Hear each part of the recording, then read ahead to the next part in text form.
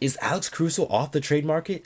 And the Lakers fall in a tough game to Luka Doncic and the Dallas Mavericks. What's good, y'all, and welcome to another Lakers Digest video. I'm your host, Okechi Apakama, and before we get into everything of this video today, guys, I want to bring your attention to something. There is 96% of you guys who have recently watched our videos who are not subscribed to the channel just yet, and if you guys want more of that Laker news, Laker coverage, game recaps, trade rumors, just every and all things LA Lakers, you guys want to come right here to Lakers Digest so you guys do not miss a beat. Now, guys, with that out the way, let's hop straight into the topics of the day, guys. And Alex Caruso off the trade market. So it seems like the Bulls have been taking a liking to Alex Caruso, and who wouldn't, to the Caruso. And it maybe looks like they're keeping him to through the trade deadline and beyond to next season, as Shams Charania of The Athletic reported that a bevy of teams have been expressing interest in trading for Bulls utility star Alex Caruso, but a leak source says that the franchise has shut down calls. Caruso, who is on a $9.9 million deal for next season, which is partially guaranteed, is averaging 9.5 points per game, 3.4 rebounds a game, 2.3 assists in about 20 games for the Bulls this season. So it seems that the Chicago Bulls have taken Alex Caruso off the trade market, and there could be a myriad of reasons why the Bulls chose now to have done so, but maybe some of the reasons of why they did it is they weren't getting what they were asking for Alex Caruso, as there has been times it was reported before that they were looking for 2 first-round picks and maybe some ready now, win now players, but maybe they weren't getting those type of packages or things discussed back to them, so they probably took off Alex Caruso off the market as they tried to focus on trading Zach LaVine and maybe even DeMar DeRozan in a deal as well in the next couple of months. So it's still a developing trade market, so there's still a lot of things moving, and things not really come to fruition just yet, but it seems that the Bulls want to probably hold on to Alex Caruso, as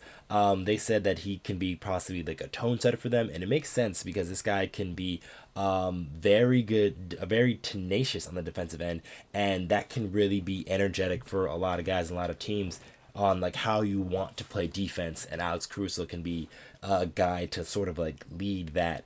But the Bulls are gonna stand pat just for right now with Alex Caruso. We'll see what happens in the next couple of months when a couple of guys become more available and a couple of names start talking, and maybe even Caruso gets back on the trading market. But as of right now, the Bulls are shutting down talks. But with that out the way, guys, let's hop straight into the game recap, as the Lakers played a game last night against the Dallas Mavericks, and the Lakers fell to the Mavericks in that one 127 to 125. And although the game only ended in a 2-point loss for the Lakers, it kind of seemed that it was a lot more to it, as the Lakers fell to the Mavericks in this one in their first game back off of their in-season tournament win, championship win. And the Lakers kind of like had a little bit of that hangover after riding that high for what it was for winning that championship. And in that first quarter, it really showed for the Lakers, as they turned over the ball just a bit too much, and they were fouling, as well as a guy like Anthony Davis, who is their leader on the defensive end, got into foul trouble early in this one, and that really affected the game a little bit, really helped the Mavericks to get some more easy points, get to the line, and score points that way, and then also help their shooting, as well, as the Mavericks killed the Lakers from 3 in this one. But let's take a look at the stats for the Los Angeles Lakers, as they did pretty well on the offensive end, in my opinion, as LeBron James and Anthony Davis led this team once again, as they are carryover from the in-season tournament championship game, carried over to this one, as Anthony Davis had 37 points in this one, 11 rebounds, 2 block shots, and then LeBron James had 33 points, 9 assists, 8 rebounds, 3 steals to go along with a block for good measure. And then off the bench, Austin Reaves was spectacular. 4 for 7 from 3, shot 7 of 14 from the field for 22 points to go along with 8 assists and 5 rebounds. And then Torian Prince had a nice game as well, hitting 5 3-pointers for the Los Angeles Lakers. So they were really, they did pretty solid on the offensive end, but it was really the defense for the Lakers that kind of failed them in this one, and that's been their calling card for this early parts of the season here, as their defense has been their driving force and the reason why they won most of their games. And it kind of hurt not having Jared Vanderbilt in this one, as he is a guy that is very good at guarding a guy like Luka Doncic and really helps the Lakers, especially in their doubling and trapping schemes of what they were doing early in the game, trying to get the ball out of Luka Doncic's hands, which was the game plan for the Lakers. Try to get other guys to beat you, and it sort of happened that way. Unfortunately, this was one of those games where it seems like everybody on their team can hit a shot for the Dallas Mavericks, and we can take a look at those stats there. But the Mavericks were destroying the Lakers, like I said, from 3. They hit 21 in the game. They had multiple threes from multiple role players, as Tim Hardaway Jr. off the bench. There was no Kyrie Irving in this one, so he had a lot of shots that he can put up. He had 5 3-pointers in this one. Grant Williams, another role player, had 5 3-pointers in this one for 19 points. And yeah, Luka was doing his thing with 33 and 17 points, 33 points and 17 assists, excuse me, in this one. And but the big X factor was Dante Exum. No pun intended there, but Dante Exum really destroyed the Lakers, as he had a career night. He had 26 points. He had seven 3-pointers.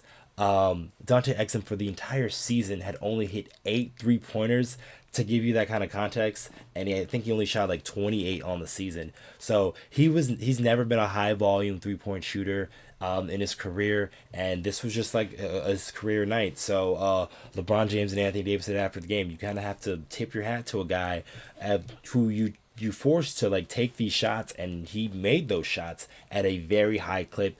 Like I said, shooting 7 for 9. He's probably not going to do that another time this season, just of how well and how much of an anomaly he was for shooting that 3-pointer for him. So Dante Exum was open, and he knocked him down and made the Lakers pay in this one.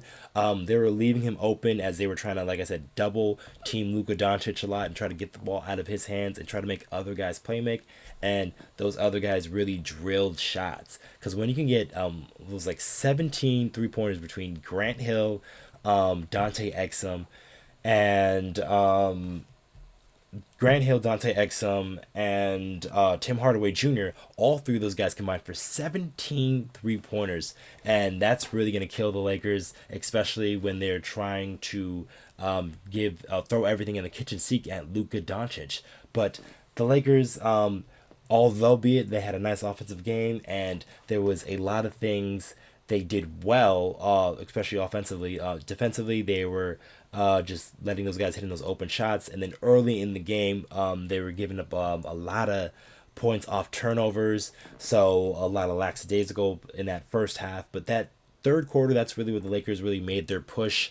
It was really nice to see Anthony Davis in this one. He did tweak his hip flexor a little bit once again.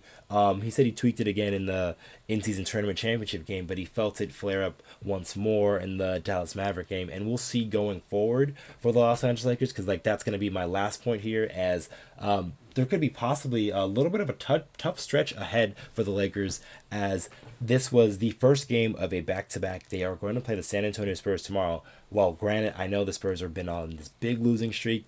This has a trap game written all over it. For those of you who don't know, trap game, this is like those games that seem like it should be an easy win, but especially with a team like the San Antonio Spurs, who have lost so many games in a row, they're going to be very desperate to get this win in this one.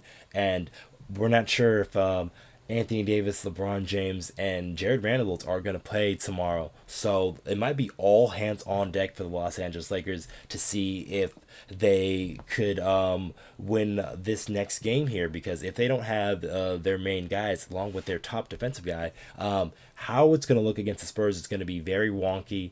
We know Wembanyama's generational talent maybe like one day, but you're going to need a guy like Anthony Davis to guard that generational talent. And if he's not going to be there on the floor, then you're asking a lot out of Christian Wood and Jackson Hayes. But we shall see what happens to the Lakers, see who plays the next day. Hopefully, they won't have another one like this where guys are just hitting absurd amount of shots. It's not going to work out for the Lakers, who did shoot pretty well. They hit 15 3-pointers. But when the other team hits 21, you kind of have to tip your hat to that. That's going to be it for this video, guys. Make sure you guys subscribe to Lakers Digest. We're only getting bigger. I am your host, Okechi Apakama, and I'll catch you guys on the next one.